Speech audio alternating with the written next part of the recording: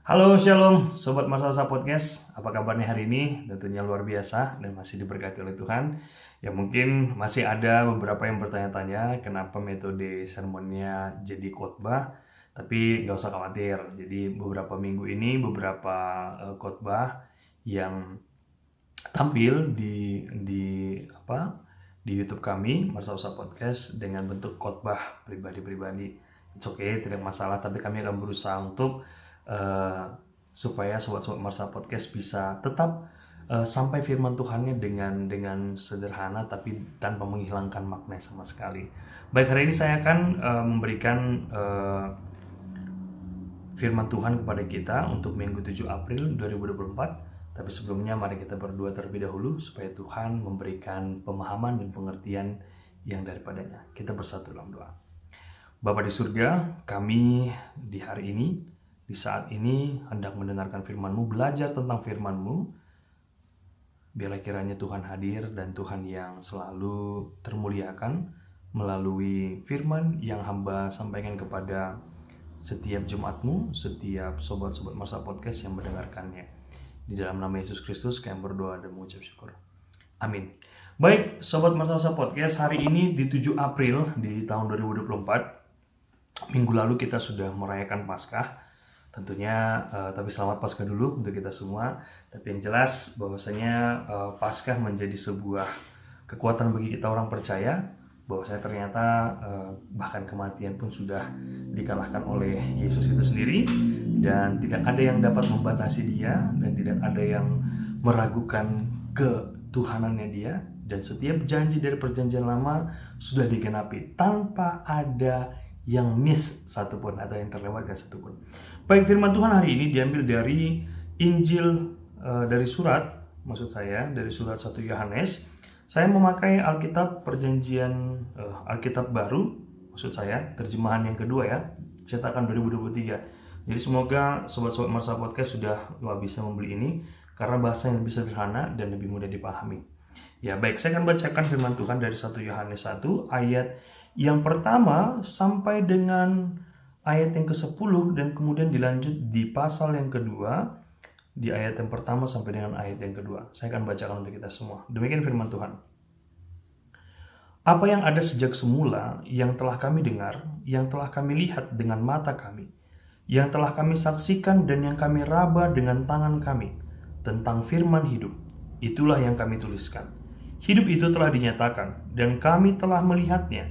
Sekarang kami bersaksi dan memberitakan kepada kamu tentang hidup kekal yang ada bersama Bapa dan telah dinyatakan kepada kami.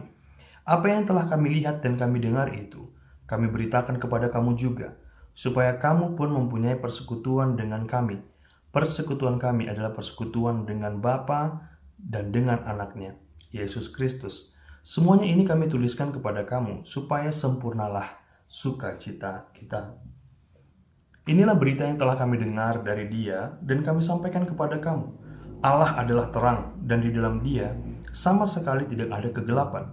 Jika kita katakan bahwa kita mempunyai persekutuan dengan Dia, tetapi kita hidup di dalam kegelapan, kita berdusta dan tidak melakukan kebenaran.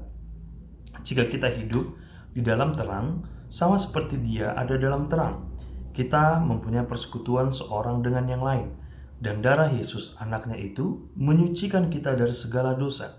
Jika kita berkata bahwa kita tidak berdosa, kita menipu diri kita sendiri, dan kebenaran tidak ada di dalam kita.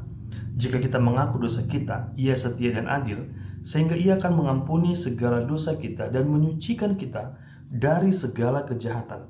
Jika kita berkata bahwa kita tidak pernah berbuat dosa, kita membuat Dia menjadi pendusta, dan firman-Nya tidak ada di dalam kita.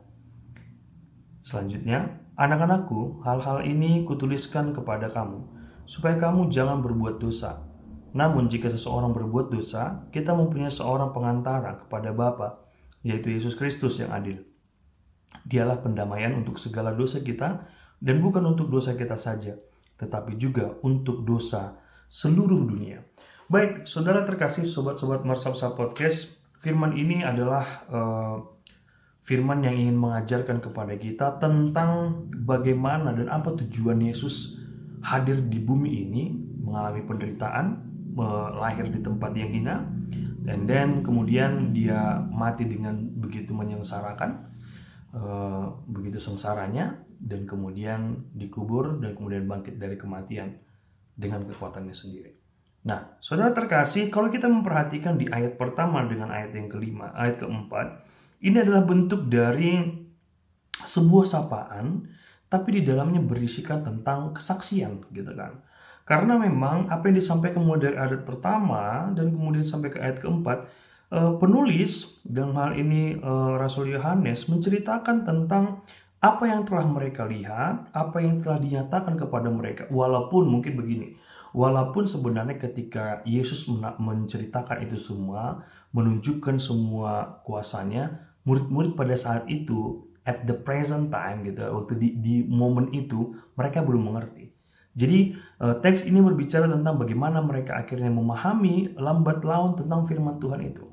Dan saya juga percaya bahwasanya kita semua yang pernah mendengarkan firman Tuhan itu akan menjadi sebuah fondasi yang terus-menerus diisi, dan itu yang membuat kita semakin memahami lambat laun, dan dalam prosesnya kita akan memahami betapa besarnya kebaikan Tuhan di dalam kehidupan kita. Nah, apa yang disaksikan di ayat 1 sampai dengan ayat 4 ini, saudara-saudara, ini membicarakan tentang apa yang mereka alami secara kasat mata, secara pengalaman rohani, dan bahkan melihat langsung. Ini yang diajak kepada kita pembaca di bagian 3, bagian terakhir, di ayat 3, supaya kamu pun mempunyai persekutuan dengan kami. Persekutuan kami adalah persekutuan dengan Bapa dan dengan anaknya, Yesus Kristus. Nah, itu menggambarkan bahwasanya penulis ini benar-benar mengajak semua, dan dia punya kerinduan untuk setiap orang yang membaca ini, setiap orang yang membaca kesaksian ini terberkati dan ikut bersama mereka menjadi seorang saksi.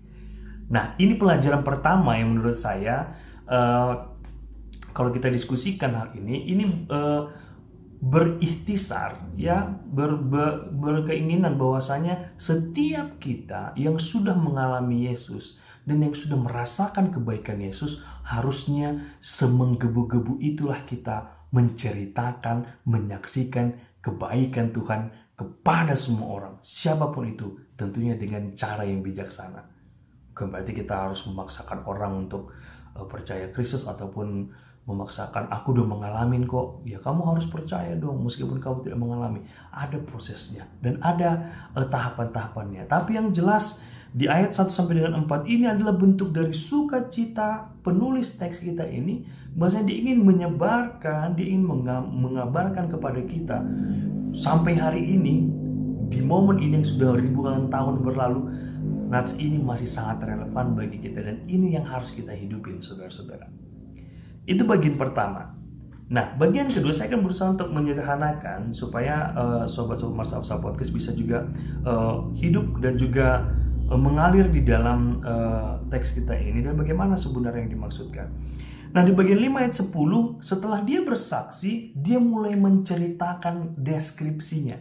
Dia mulai menceritakan detailnya, kenapa dia menyaksikan hal yang seperti itu di hadapan kita semua, berdasarkan tulisannya yang sudah ribuan tahun yang lalu dan masih bertahan sampai sekarang.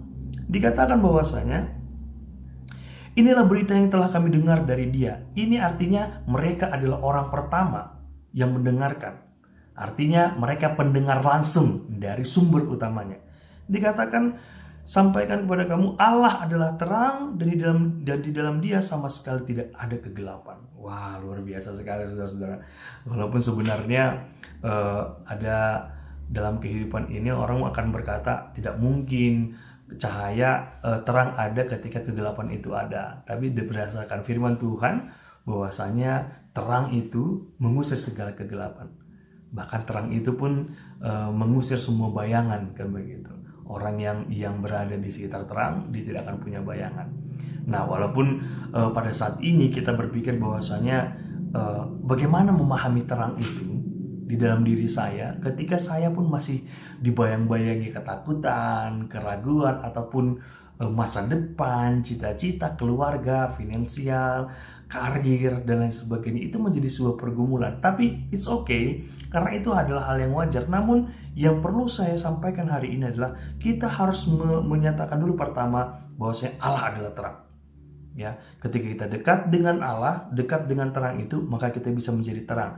Tapi bukan kita sumber terangnya. Allah adalah sumber terang itu. Dan kemudian dengan begitu indah dikatakan bahwasanya kita harus memiliki persekutuan dengan Dia, walaupun kadang kita hidup dalam kegelapan dan kita kadang sering berdusta dan tidak melakukan kebenaran. Ini menjadi hal yang sangat rumit ya, saudara-saudara, karena dosa ataupun kegelapan itu pun, perbuatan jahat itu kan kadang ada di pikiran, dari mulut kita, dari hati kita, dan bahkan dari perlakuan kita, dari secara physically, ataupun bahkan seperti yang dikatakan di dalam teks yang berbeda, jika kamu mengetahui berbuat baik tapi kamu tidak melakukannya, maka kamu berdosa. Nah, kalau misalnya dihitung-hitung, ternyata kita adalah orang yang sangat berdosa, saudara-saudara. Sangat berdosa, kita sangat berdosa. Kenapa? Karena kita benar-benar tidak bisa membatasi pikiran, mulut kita, dan hati kita, bahkan tangan kita. Dan bahkan ketika kita tahu kita bisa melakukan perbuatan baik dan kita tidak melakukannya, di situ kita juga sudah salah dan berdosa. Yang artinya adalah, dengan keberdosaan kita itu, kalau kita bersekutu dengan Tuhan, maka kita akan bersekutu dengan terang, maka kegelapan itu akan dihilangkan, begitu. Memang pertanyaannya adalah apakah mungkin? Mungkin, tapi sangat rumit karena kita manusia masih sangat terikat dengan dunia ini, gitu ya. Nah, dan kemudian di ayat selanjutnya penulis surat Yohanes yang pertama ini menjelaskan tentang what if, gitu ya. Kalau dalam bahasa Inggris, kalau jika, bagaimana jika kita, ataupun ini kayak sebuah probabilitas, tapi ini bukan hanya mengatakan kalau saja, gitu ya, tapi ini mau menekankan bahwasanya di kalimat ini dia mau menerangkan kepada kita harus bersekutu karena that's the only choice, gitu kan. Hanya itulah satu-satunya pilihannya, bahwasanya kita tahu bahwasanya kalau dia di dalam terang, maka kita akan dalam terang, dan itu adalah opsi yang utama dan terutama, gitu. Nah, bukan berarti ini memberikan opsi lain ya, karena memang keinginan dari ayat 7 ini adalah dia mau mengatakan bahwasanya tentang pengorbanan, tentang darah Yesus yang menyucikan kita dari segala dosa. Karena di dalam Roma 3 ayat 23 dikatakan upah dosa adalah maut. Semua manusia sudah berdosa dan telah kehilangan kemuliaan Allah. Tapi di sini kita diberi harapan lagi. What is that hope? Bahwasanya kita bisa bersama-sama dengan Tuhan di dalam terang itu dengan segala dosa kita, karena dosa kita bisa disucikan oleh Tuhan. Tapi bagaimana caranya? Nah, caranya adalah di ayat 8 sampai dengan ayat 10. Dia membuat kalimat jika, yang gitu. Kita lihat jika yang pertama, di alasannya. Yang pertama tadi sudah jelas ya, jika kita hidup dalam terang. Tapi deskripsinya lebih dalam lagi di ayat 8. Jika kita berkata bahwa kita tidak berdosa, itu menipu diri kita. Karena semua manusia seperti saya katakan tadi, sudah berdosa dan kehilangan kemuliaan Allah. Enggak ada satupun manusia yang tidak berdosa, kecuali Yesus itu sendiri di dalam tubuh manusianya. Dan kemudian, jika kita mengaku dosa kita, Ia setia dan adil. Ini kenapa? Kalau dalam bahasa Yunani dia mungkin dikatakan metanoia. Metanoia itu artinya berpindah dari jalan yang miring kepada jalan yang benar, yaitu jalan Tuhan, kayak gitu. Jadi sebenarnya ketika kita terus bertahan bisa hidup sampai hari ini karena Tuhan masih mengizinkan kita, bahwasanya Tuhan masih mampu memaafkan kita dengan dosa-dosa kita jikalau kita datang kepada Dia dan mengaku dosa kita. Jangan sampai kita seperti lagu Ebit GAD, mungkin kita mulai bangga dengan dosa-dosa kita, kan gitu. Nah, apakah Sobat Masaput ada yang bangga dengan dosa-dosanya? Kalau ada, segera bertobat. Karena tidak boleh ada yang bangga dengan dosa. Karena yang sering sekali terjadi, banyak orang mengatakan, aku ini adalah orang berdosa. But there is no acts. Tidak ada aksinya. Hanya seperti sebuah sebuah penyalahan diri. Feeling guilty-nya tinggi. Tapi perbuatannya untuk mengubah itu tidak ada. Saya merasa bersalah, tapi kemudian saya tidak berusaha untuk memperbaiki kesalahan saya. It's nonsense, sama saja bohong katanya. Nah, jadi ayat 8 dan ayat 9 ini secara khusus dikatakan, kalau kita mengaku dosa kita bukan berarti mengaku-ngaku, Tuhan aku berdosa nih, tolonglah, maafinlah gitu kan. Bukan, tapi dengan secara ketulusan dari hati nurani yang terdalam, ada ingin perubahan kan gitu. Ya, ada perubahan. Nah, saudara terkasih, dikatakan dia akan mengampuni segala dosa kita dan menyucikan kita dari segala kejahatan. Tapi yang sering terjadi, manusia kembali lagi setelah disucikan kembali lagi. Atau istilahnya ada Kristen tomat, ya kan, minggu tobat, malamnya kumat gitu kan. Ya begitu, sama seperti halnya, jangan sampai kita bosan tentang khotbah bangsa Israel. Padahal sebenarnya Israel itu menunjukkan gambarannya kita secara personal bahkan ya, yang sebentar-sebentar ngambek, sebentar-sebentar pengen sangat memuji Tuhan, bertepuk-tepuk tangan, dan kemudian membaca firman Tuhan. Tapi di kondisi yang lain juga kita tiba-tiba menjadi orang yang seperti orang yang tidak bertuhan, tidak punya pengharapan.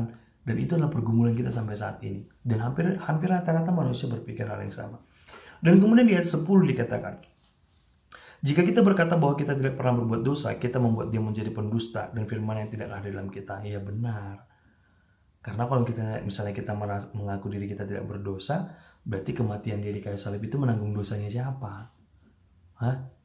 Dosanya dia tidak berdosa. Dikatakan di ayat di Filipi bahwasanya dia menjadi serupa dengan manusia dan menjadi dosa, bukan menjadi manusia yang berdosa. Ya, dosa dilimpahkan kepadanya sehingga kematiannya itu lambang sebagai penebusan dosa-dosa kita untuk selama-lamanya. Bukan berarti manusia tidak bisa melakukan dosa lagi, bisa melakukan dosa lagi, tapi kita jadi lebih punya harapan. Ya, walaupun sebenarnya banyak ada istilah yang menarik dikatakan begini, dosa itu adalah sebuah kewajiban bagi manusia. Karena apa? Karena memang gak bisa kita lepas dari dosa. Tapi ini adalah peringatan kepada kita, saudara-saudara, bahwasanya setiap dosa yang kita lakukan itu harus ada sebuah penyesalan, ada sebuah progres ataupun tahapan untuk menjadi pribadi yang lebih baru lagi gitu. Ya. Bahkan katanya kalau di Korintus dikatakan ketika kita sudah hidup dalam Kristus, maka kita adalah ciptaan yang baru.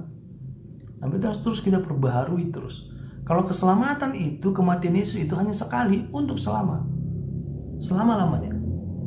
Nah, dan kemudian saudara-saudara, di ayat 2, di pasal 2 ayat 1 sampai 2 ini sebagai peneguhan. Kalau tadi di awal tadi ayat sampai 4 itu seperti sebuah kesaksian, pernyataan pribadi. Di ayat ke-5 sampai 10 dia seperti sebuah pernyataan, tapi dia juga deskripsi, tapi juga ada kayak syarat dan juga ketetapan Tuhan terkait dengan kita manusia yang berdosa.